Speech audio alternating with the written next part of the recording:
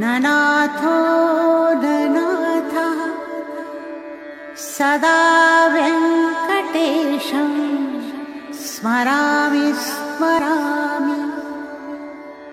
हरे वेङ्कटेश प्रसीद प्रसीद। प्रियं वेङ्कटेश प्रयच्छ प्रयच्छ।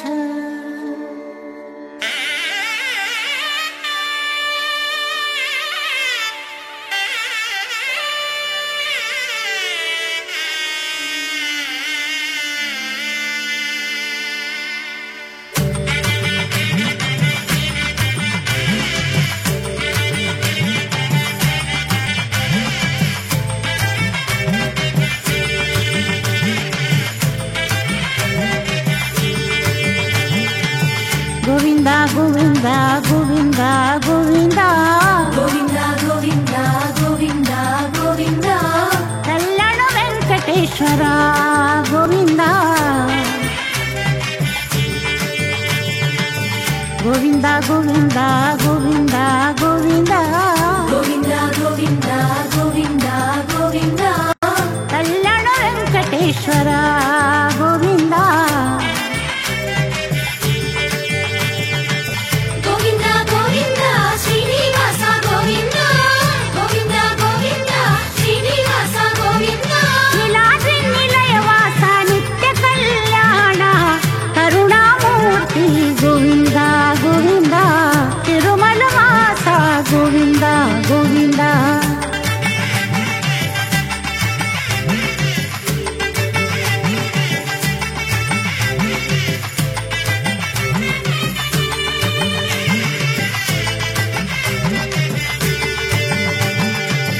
पूर्ण पुरुषा गोविंदा गोविंदा तिरुमल वासा गोविंदा गोविंदा पूर्ण पुरुषा गोविंदा गोविंदा तिरुमल वासा गोविंदा गोविंदा पुंडरीकानन गोविंदा गोविंदा चंदन चर्चित गोविंदा गोविंदा पाप विनाशक गोविंदा गोविंदा देव पूजित गोविंदा गोविंदा गोविंदा गोविंदा श्रीनिवास गोविंदा गोविंदा गोविंदा श्रीनिवास गोविंदा नीलाद्रि निलयवास नित्य कल्याण करुणामूर्ति गोविंदा गोविंदा तिरुमल वास गोविंदा गोविंदा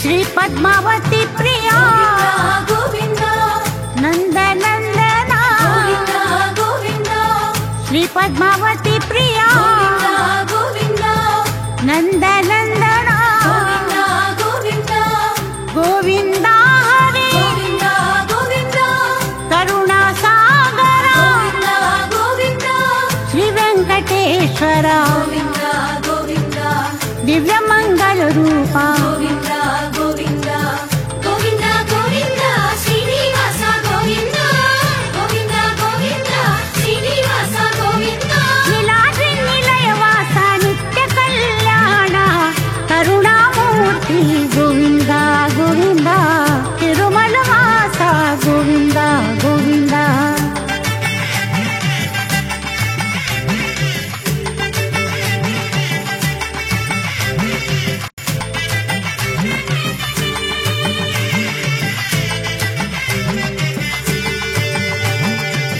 आनंद निलयवास गोविंदा गोविंदा हृदय का बंधु गोविंदा गोविंदा आनंद निलयवास गोविंदा गोविंदा हृदय का बंधु गोविंदा गोविंदा वज्र कवच धर गोविंदा गोविंदा आपन निवास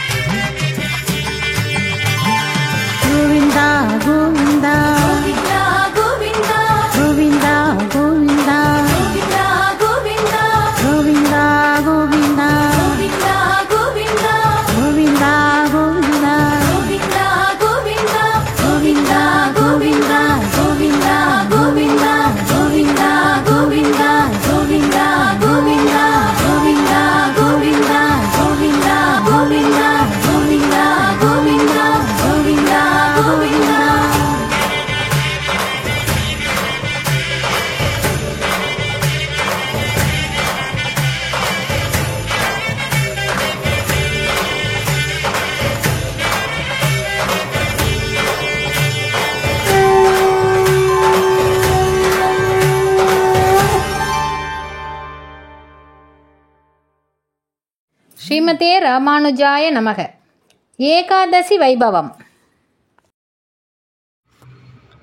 அம்பரீஷன் அயோத்திக்கு அரசன், சூரிய வம்சத்து அரசனான பிரசுசுக்கனின் புத்திரன். அம்பரீஷன் புருஷோத்தமன், மகா புத்திமான், ராஜரிஷி, பேரொளி படைத்தவன், பெரும் புகழை உடையவன், ராஜோத்தமன். அவனுடைய யாக பசு இந்திரனால் கவரப்பட்டது. பின்னர் இந்திரனாலே யாகம் பூர்த்தி செய்விக்கப்பட்டது. மகான் என்ற பிரசித்தி பெற்றவர் இவன். பகவான் விஷ்ணுவை எண்ணி தவம் புரிய விஷ்ணு இந்திரன் உருகொண்டு எதிர்வர, அரசன் உம்மை நினைத்து தவம் புரியவில்லை, உமது இருப்பிடம் செல்க என்றான். பகவான் விஷ்ணு தம் உரு காட்ட மகிழ்ந்து பலவரம் பெற்றவன். இவன் சரஸ்வதி தீரத்தில் வசிஷ்டர் முதலானோர்களிடம் கூடி பயனில் பற்றாமல் ஃபலாபி சந்திரகித நிறைய அச்சுவமேத வேள்விகளை பண்ணினான். அதனால் அவனிடத்தில் சர்வேஸ்வரன் அருள் புரிந்து விரோதிகளை வெல்லும் பொருட்டு சக்கராயுதத்தை கொடுத்தான். இவன் பெண் ஸ்ரீமதி. இவன் அரண்மனையில் ஸ்ரீசைல முனிவனை விஷ்ணு அபகரித்தனர். இவன் இந்திரனுடன் ஆசனத்திருந்தவன். இவன் சேனாபதி. சுவேதன், பருவதன், நாரதன் இவ்விருவரும் ஸ்ரீமதியை விரும்பி இவளிடம் சென்று விஷ்ணு மாயையால் அவளை இழந்து கோபத்தால் அந்தகாரத்தை ஏவ அதை விஷ்ணு கொடுத்த சக்கிரத்தற்காத்து கொண்டவன். இவன் ஒரு காலத்தில் யாகப்பசுவை இழந்ததனால் அப்பசுவிற்கு பதில் நரப்பசு கொள்ள எண்ணி இருச்சிகன் குமாரனாகிய சுனச்சேபனை விலை கொடுத்து வாங்கிச் செல்லுகையில் சுனச்சேபன் விஸ்வாமித்திரரிடம் நடந்தது கூற, விஸ்வாமித்திரர் அவனுக்கு மிருத்யுஞ்சய மந்திரம் உபதேசித்து அனுப்பினார். சுனச்சேபன் யாகத்தில் மந்திரத்தை ஜெபிக்க தேவர் அரசனை கண்டு நாங்கள் அபிக பெற்றோம் என கூறி இப்புதல்வனை காத்தனர்.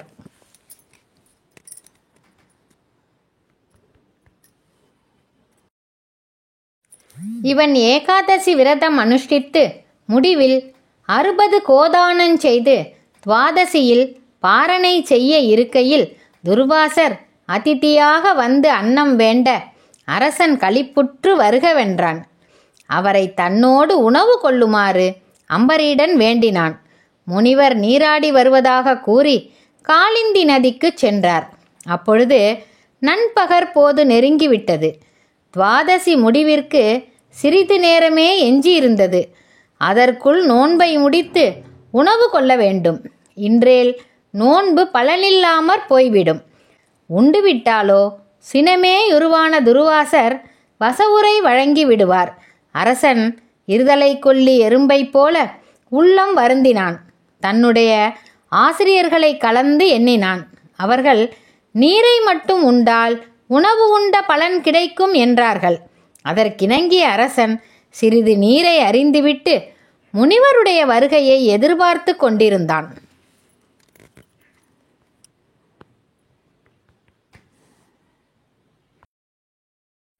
நீராடி திரும்பிய துர்வாசர் தம்முடைய யோக உணர்வால் அம்பரீஷன் தண்ணீர் குடித்ததை தெரிந்து கொண்டார். அதனால் மிகுந்த சினம் கொண்டு பல வசவுரைகளை வழங்கினார். தமது சடையிலிருந்து ஒரு முடியை பிடுங்கினார். அதிலிருந்து ஒரு பேய் தோன்றியது. அது நெருப்பை கக்கி கொண்டு வந்தது. அதனை கண்ட அம்பரீஷன் சிறிதும் அஞ்சவில்லை. அரசனிடமிருந்த திருமாலின் ஆழிப்படை அப்பேயை சுட்டரித்து விட்டது. பிறகு அப்படை துர்வாசர் மீது திரும்பியது. தம் உயிருக்கு முடிவு வந்து விட்டதை உணர்ந்த துர்வாசர் இங்கும் அங்கும் ஓடினார். ஆழிப்படி அவரை துரத்தி கொண்டோடியது. அஞ்சி நடுங்கிய துர்வாசர் நான்முகனிடம் அடைக்கலம் புகுந்தார்.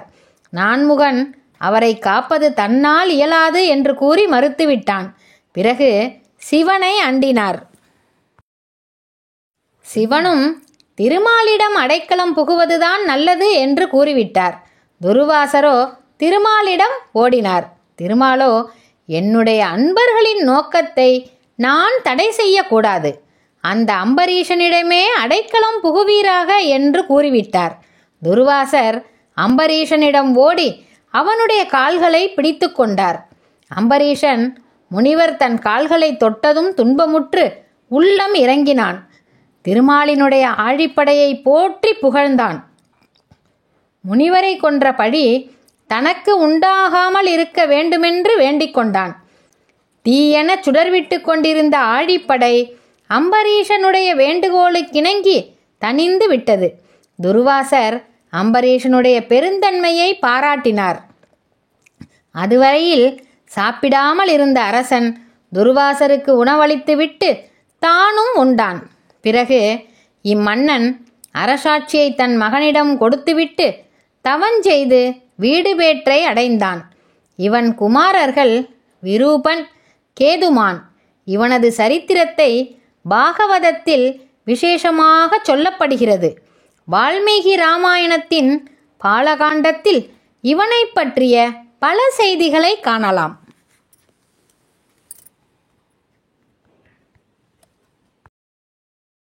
ஸ்ரீ மகாலட்சுமி க்ஷீரசாகரத்திலிருந்து ஆவிர்பவித்த நாள். துவாதசியின் சூரிய உதய காலம். முதல் நாள் ஏகாதசி அன்று தேவாசுரர்கள் பார்க்கடலை கடையும் போது மகரிஷிகள் உபவாசமாக இருந்து ஸ்ரீசூக்த மந்திர ஜபம், லக்ஷ்மி ஸ்தோத்திரம் ஆகியவற்றை பாராயணம் செய்து கொண்டிருந்தார்கள். லக்ஷ்மி வெளிப்பட்டு பகவான் திருமார்பில் அமர்ந்ததும் ஸ்ரீமன் நாராயணன் மிக மகிழ்ச்சியுடன் ரிஷிகளை பார்த்து, மகரிஷிகளே, நீங்கள் எல்லோரும் ஸ்ரீ மகாலட்சுமி தரிசனத்திற்காக நேற்று முழுவதும் உபவாசமிருந்து துவாதசியான இன்று என்னையும் ஸ்ரீ மகாலட்சுமியையும் ஒன்று சேர தரிசித்தீர்கள். இதனால் இன்று முதல் பிரதி ஏகாதசியில் உபவாசமிருந்து மறுநாள் துவாதசி விடியற்காலம் என்னையும் மகாலட்சுமியையும் சேர்ந்து பூஜித்தால் உங்கள் எண்ணங்கள் பூர்த்தியாகும் என்று திருவாய் மலர்ந்தருளினார்.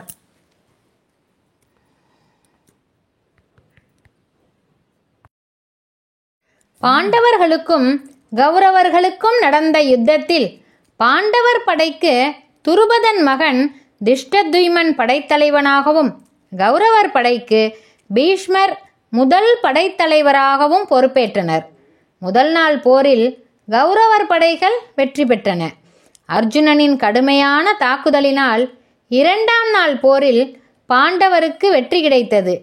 மூன்றாம் நாள் முதல் 9ஆம் நாள் வரை நடந்த போரில் இருதிறத்தார் படைகளும் பெரிதும் அழிந்தன. பீஷ்மரை அர்ஜுனன், வீமன், அபிமன்யு போன்ற பெரும் வீரர்களால் அழிக்க முடியவில்லை. இறுதியில் ஒரு பேடி பீஷ்மரை எதிர்த்து போரிட்டால் அவருடைய படைக்கருவிகள் பயனற்று போகும் என்ற உண்மை பீஷ்மர் வாயிலாகவே பாண்டவருக்கு தெரிந்தது. எனவே அவர்கள் துருபதனுக்கு பிறந்த சிக்கண்டி என்ற பேடியை பீஷ்மரை எதிர்க்குமாறு செய்தனர்.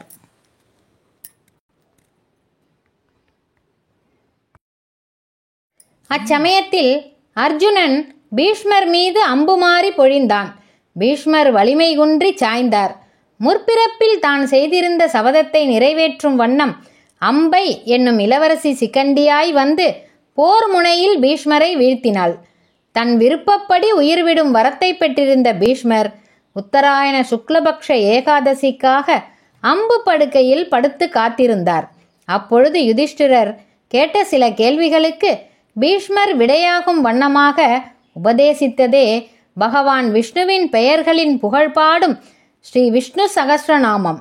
இவ்வாறு மகாபாரதம் தொடக்கத்தில் ஸ்ரீமத் பகவத்கீதையையும் முடிவில் ஸ்ரீ விஷ்ணு சகஸ்ர நாமத்தையும் கொண்டுள்ளது. அதன் தனிச்சிறப்பு. மேலும் அரசனின் நெறி, அரசு நடத்தும் முறை, வாழ்வியல் நெறிமுறைகள் போன்ற பல்வேறு அறநெறிகளை தர்மபுத்திரனுக்கு எடுத்துரைத்ததாக மகாபாரதம் கூறுகிறது.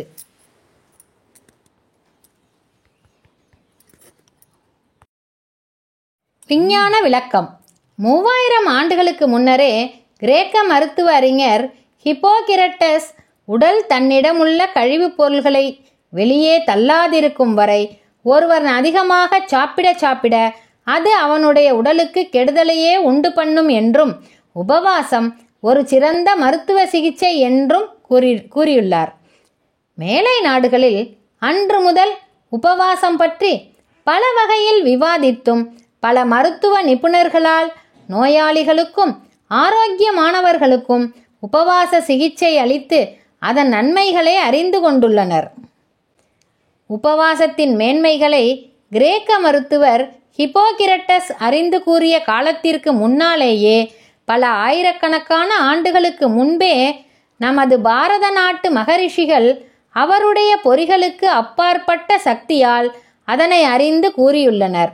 ஆனால் மாதம் 2 முறை வரும் ஏகாதசி தினத்தில் மட்டும் உபவாசம் உண்ணா நோன்பு இருக்க வேண்டும் என்று நியமம் செய்துள்ளனர்.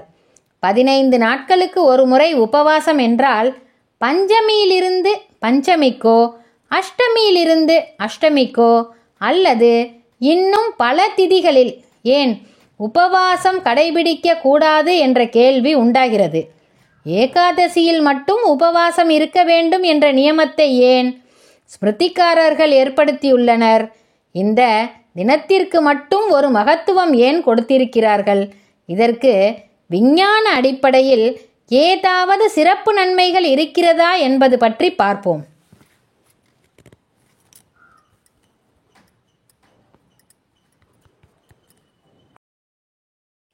சந்திரனின் ஆகர்ண சக்தி. பூகோள சாஸ்திரப்படி பூமியை சுற்றி சந்திரன் 29.5 நாள்களுக்கு ஒரு முறை வலம் வருகிறது. அமாவாசையன்று சூரியனும் சந்திரனும் ஒரே சமயத்தில் உதயமாகி அஸ்தமனமாகின்றன. அந்த நாளில் பூமி, சூரியன், சந்திரன் ஆகியவை ஓரளவு நேர்கோட்டில் அமைந்து இருக்கின்றன. அமாவாசை அல்லது பௌர்ணமிக்கு பிறகு சந்திரன் பூமியை சுற்றி வரும்போது ஒரு நாளைக்கு 12 டிகிரியிலிருந்து 132 டிகிரியில் இருக்கும்போது பூமி, சூரியன், சந்திரன் ஆகியவை ஒரு முக்கோண நிலையை அடைகிறது.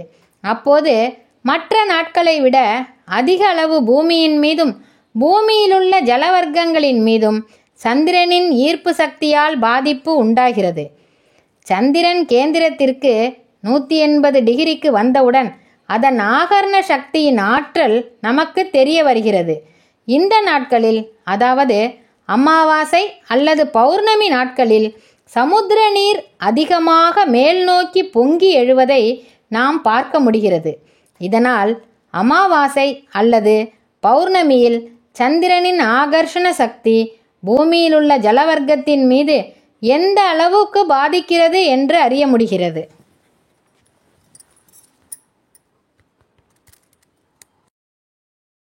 சூரிய சந்திரர்களினால் பூமியில் ஏற்படும் பாதிப்புகள்.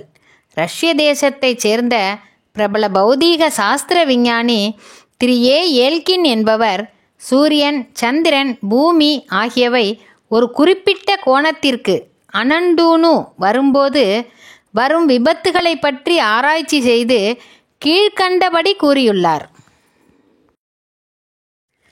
After collecting statistics on planets, I saw that the moments at which they had disappeared as distinct from shifts. These are established with the precision of one and related to astronomical phenomena, or more precisely to the position in regard to each other of the earth, the moon and the sun. It is known that the sun and the moon do not always exert the same influence on the earth. இதன் பொருள், பூமியின் சில இடங்களில் கப்பல் மற்றும் விமானங்களில் விபத்துக்கள் ஆவது பற்றி, பூமி, சூரியன் மற்றும் சந்திரன் ஒரு குறிப்பிட்ட கோணத்திற்கு வரும்போது இவைகள் உண்டாகிறது மற்றும் சூரியன், சந்திரனின் ஆகர்ஷண சக்தி பூமியின் மீது ஒரே சமமாக இருப்பதில்லை. இது பற்றி தொடர்ந்து ஆராய்ச்சி செய்து சரியான ஆதாரத்தோடு முடிவு செய்யப்பட்டுள்ளது. இந்தியாவின் அஸ்ஸாம் மாநிலத்தில் ஜடிங்கா என்ற கிராமத்தில் குறிப்பிட்ட சில மாதங்களில் நிலா இல்லாத குறிப்பிட்ட சில இரவுகளில் ஏராளமான பறவைகள் ஏதோ உந்துதலில் வந்து தாழ பறந்து அடிபட்டும் பிடிபட்டும் இறந்து போகின்றன. சில குறிப்பிட்ட நாட்களில் அந்த கிராம பூமியில் மாறுபடும் காந்த சக்தியும் மின்னலை இயக்கமும் உலோக தாதுக்களின் அதிர்வுகளும் தான் அதற்கு காரணமாகும். உலகில் சில இடங்களில் பூமியில் இது போன்ற நிகழ்வு நடந்து வருகிறது. பூமியில் இயற்கையான காந்த அதிர்வு ஒரு குறிப்பிட்ட அளவு இருக்கிறது. அந்த அளவுக்கு மேல் காந்த அதிர்வு அலைகள் இருந்தால் ஜியோமெகனேட்டோ கெய்கர், டாடா லாக்கர் என்ற கருவிகளின் மூலம் கண்டறியலாம்.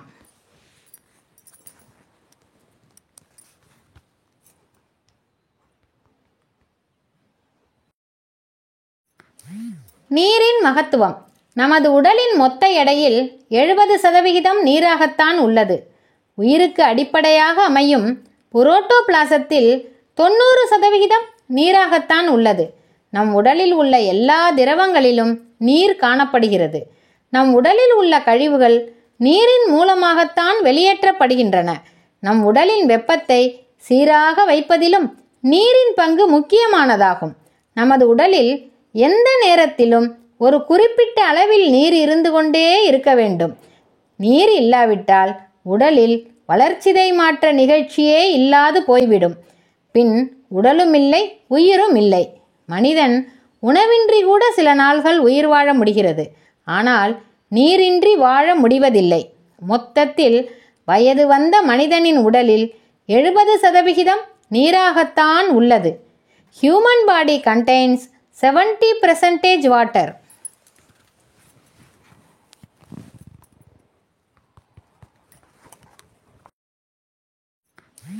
நீரின் மகத்துவம்.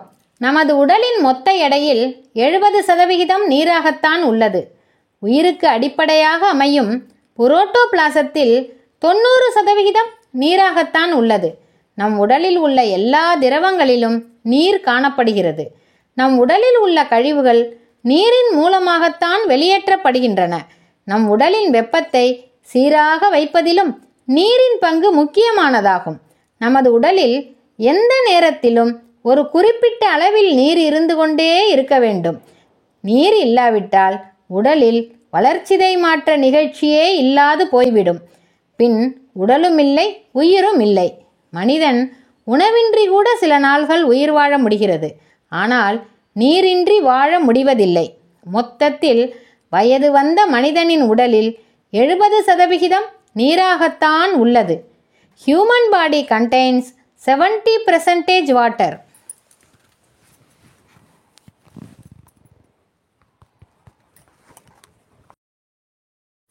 மனித உடலில் சந்திரனின் பாதிப்பு.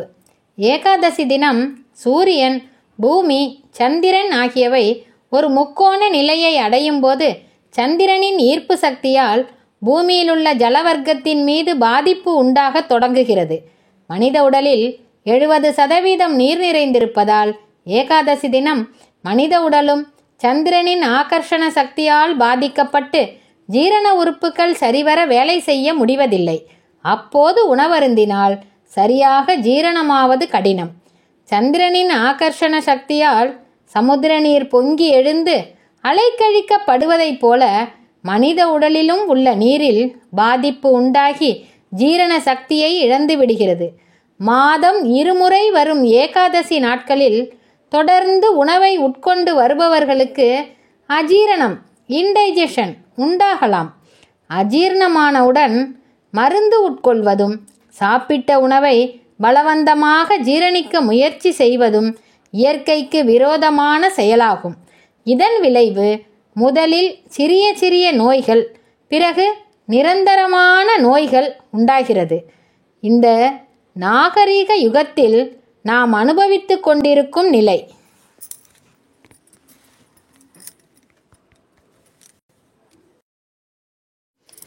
கண் விழிப்பதால் உண்டாகும் நன்மைகள். ஏகாதசி தினம் உபவாசம் இருந்து அன்று இரவு உறங்காமல் விழித்திருக்க வேண்டும் என்று தர்மசாஸ்திரம் கூறுகிறது. உணவருந்தாமல் இருக்கும்போது இயற்கையாகவே தேக உஷ்ணம் அதிகரிக்கும். இரவு முழுவதும் விழித்திருக்கும் போது மிக அதிகளவு உடல் வெப்பம் அதிகரிக்கும். இதனால் தினமும் நாம் உட்கொள்ளும் ஆகாரம், நீர், காற்று இவைகளின் மூலம் உடலில் சேரும் நுண்ணிய நோய்க்கிருமிகள் அழிந்து சரீரம் புடம்போட்ட தங்கம் போல் சுத்தமாகிறது. துவாதசியில் உணவில் சேர்க்க வேண்டிய காய்கறிகள். ஏகாதசிக்கு மறுநாளான துவாதசி அன்று முதலில் உட்கொள்ளும் உணவில் அகத்திக்கீரை, நெல்லிக்காய், சுண்டைக்காய் ஆகியவை சேர்த்து கொள்ளும் வழக்கம் உண்டு. துவாதசி அன்று அகத்திக்கீரை சாப்பிடுவதால் ஏகாதசி உபவாசத்தினால் உடலில் அதிகமான வெப்பம் தணிந்து உடல் சமநிலைக்கு வருகிறது. இந்த கீரை அகத்தில் எழும் தீயை அணைக்கும் என்பதினால் அகம் ப்ளஸ் தீ ப்ளஸ் கீரை, அகத்திக்கீரை என பொருத்தமான பெயரை நமது முன்னோர்கள் வைத்துள்ளனர். இக்கீரையில் வைட்டமின் ஏ சத்தும், இரும்பு சத்தும், சுண்ணாம்பு சத்தும், தாது பொருள்களும் அதிகம் உள்ளன. அகத்திக்கீரை இரைப்பை, குடற்புண்களை குணப்படுத்தும் சக்தி வாய்ந்தது. இது குடலுக்கு பலம் தரும், பித்தத்தை குறைக்கும், கபத்தை நீக்கும், நரம்பு தளர்ச்சியை குணப்படுத்தும், எலும்புகளும் பற்களும் உறுதி பெறும், பார்வை கோளாறுகள் வராது தடுக்கும். கர்ப்பமான பெண்களுக்கும் பாலூட்டும் தாய்மார்களுக்கும் அகத்திக்கீரை மிகவும் நல்லது. கூந்தல் வளர்ச்சிக்கு நல்லது. முடி கொட்டாது. வாய் துர்நாற்றம் நீங்கும். குடலில் இருக்கும் உருண்டை புழு, நாடாப்புழு போன்றவற்றை அழிக்கும். இக்கீரையில் பல நன்மைகள் இருந்தாலும் இதை அதிகளவு சாப்பிடுவதாலும் அடிக்கடி சாப்பிடுவதாலும் உடலில் வாயு கோளாறுகளை உண்டு பண்ணும். ரோக நிவாரணத்திற்கு மருந்துண்ணும் நாட்களில் இக்கீரையை உண்டால் மருந்தின் வீரியம் குறைந்துவிடும். இதனால் பலர் அகத்திக்கீரை என்றாலே வேண்டாம் என்று கூறுவார்கள். இது தவறு. அளவோடு சாப்பிட்டால் எந்த தொந்தரவும் வராது. அடிக்கடி சாப்பிட்டால் 15 நாட்களுக்கு ஒரு முறை சாப்பிடலாம்.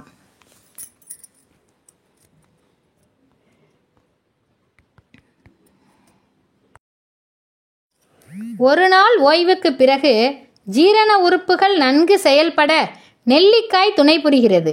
இதுவும் உடலின் வெப்பத்தை, குறிப்பாக கண்களின் வெப்பத்தை நீக்கும் ஆற்றல் படைத்தது. நெல்லிக்காயின் சிறப்பு மிக அதிகமானதாகும். சித்த, ஆயுர்வேத, யுனானி மருத்துவ முறையில் தயாரிக்கப்படும் மருந்துகளில் நெல்லிக்காயை அதிகமாக பயன்படுத்துகிறார்கள். நெல்லிக்காயில் வைட்டமின் சி சத்து ஏராளமாக உள்ளன. ஒரு நாளைக்கு மனித உடலுக்கு தேவைப்படும் வைட்டமின் சி சத்து 2 பெரிய நெல்லிக்காய் அல்லது 5 கிராம் உலர்ந்த நெல்லிக்காய் பொடியை சாப்பிடுவதால் கிடைக்கிறது. பொதுவாக காய்களில், பழங்களில் உள்ள சத்து அது உலர்ந்த போது குறைந்து விடுவதோ அல்லது அழிந்து போவதோ உண்டு. ஆனால் நெல்லிக்காய் உலர்ந்தாலும் அதன் சத்து குறைவதில்லை. அதனால் இதை எல்லா காலத்திலும் பயன்படுத்தலாம். 5 கிலோ ஆரஞ்சு பழத்தில் உள்ள வைட்டமின் சி சத்து 1 கிலோ பெரிய நெல்லிக்காயில் கிடைக்கிறது. நெல்லிக்காயை தினமும் பயன்படுத்தி வந்தால் உடலில் குடல், வயிறு, இரத்த குழாய்கள், இரத்தம் போன்றவை கெடாமல் ஆரோக்கியமாக இருக்கும். நெல்லிக்கனியில் நோய் எதிர்ப்பு சக்தி இருப்பதால் உடலில் எளிதில் நோய்கள் தோன்றாது. நெல்லிக்காயில் தோப்பு நெல்லி, அருநெல்லி என 2 வகை உண்டு. இதுவே பெருநெல்லிக்காய், சிறுநெல்லிக்காய் என்று அழைக்கப்படுகிறது. இவை 2இல் பெருநெல்லிக்காயில் அதிகமான மருத்துவ குணங்கள் அடங்கியுள்ளன.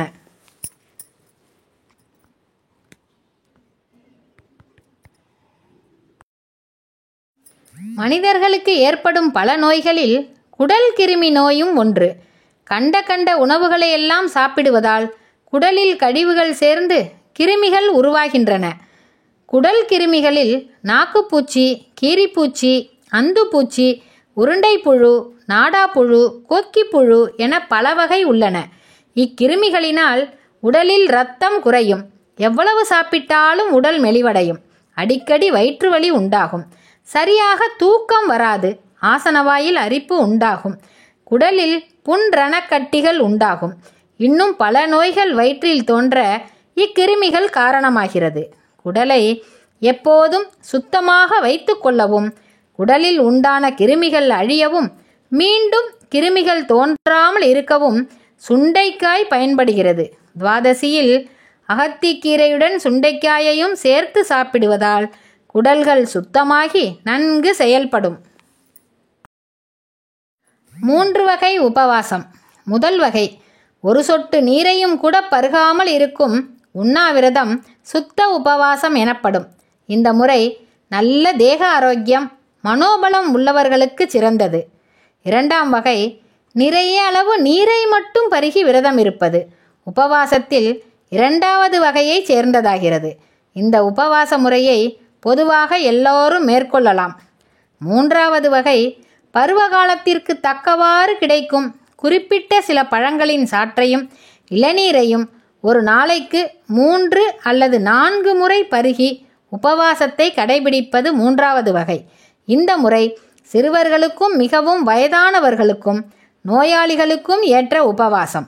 மேற்கண்ட 3 வகை உபவாசங்களில் அவரவர் உடல்நிலை மனநிலைக்கு ஏற்ப ஏதாவது ஒன்றை ஏகாதசி தினம் கடைபிடிக்கலாம். உபவாசம் இருப்பவர்கள் ஏகாதசிக்கு முன்தினமான தசமி அன்று இரவு பழங்களை மட்டும் சாப்பிடுவது நல்லது. இதனால் மறுநாள் உபவாசத்தின் போது உடலில் உள்ள கழிவுகள் விரைவில் வெளியேறும். உபவாசத்தை முடித்தவுடன் ஜீரணமாவதற்கு கடினமான உணவுகளை உட்கொள்ளக்கூடாது. உபவாசத்தின் போது சுருங்கிப்போன குடலை இயங்கச் செய்ய முதலில் பழ வகைகளையும் சுலபமாக ஜீரணமாகும் உணவுகளையும் உட்கொண்டு பிறகு 2-3 வேளைக்கு பிறகு அன்றாட உணவு நிலைக்கு வர வேண்டும்.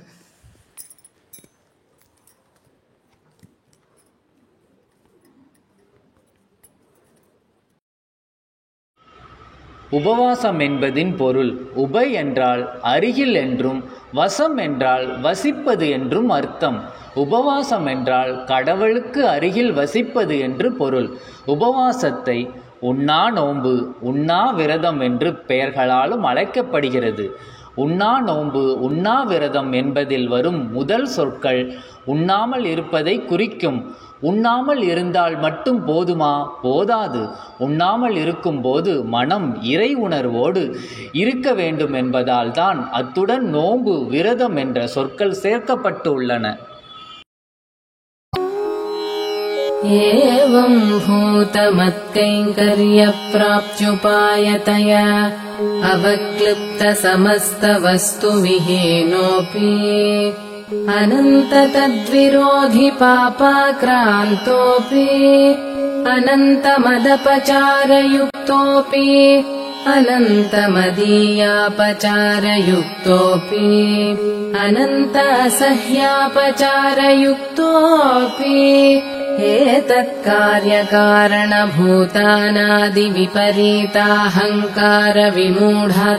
एतत्कार्यकारणभूतानादिविपरीताहङ्कारविमूढात्मस्वभावोऽपि एतदुभयकार्यकारणभूतानादिविपरीतवासनासम्बद्धोऽपि एतदनुगुणप्रकृतिविशेषसम्बद्धोऽपि एतन्मूलाध्यात्मिकाधिभौतिकाधिदैविक सुखदुःख तद्धेतु तदितरोपेक्षणीय विषयानुभवज्ञान सङ्कोचरूपमच्चरणारविन्दयुगलैकान्तिक परभक्ति परज्ञान परमभक्ति विघ्न प्रतिहतोऽपि येन केनापि प्रकारेण द्वयवक्तात्वम् केवलं मदीयैव दयया निःशेष विनष्ट सहेतुकमच्चरणारविन्दयुगलैकान्तिकात्यन्तिक परभक्ति परज्ञान परमभक्ति विघ्नः